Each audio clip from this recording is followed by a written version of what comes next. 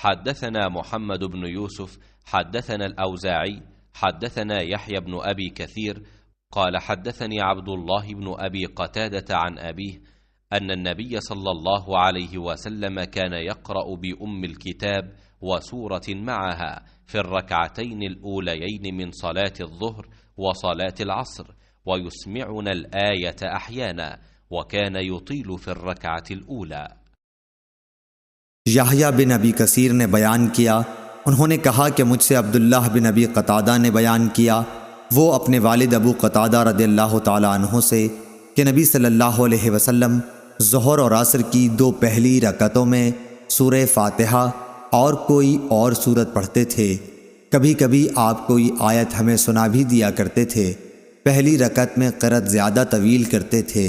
सही बुखारी हदीस नंबर 778।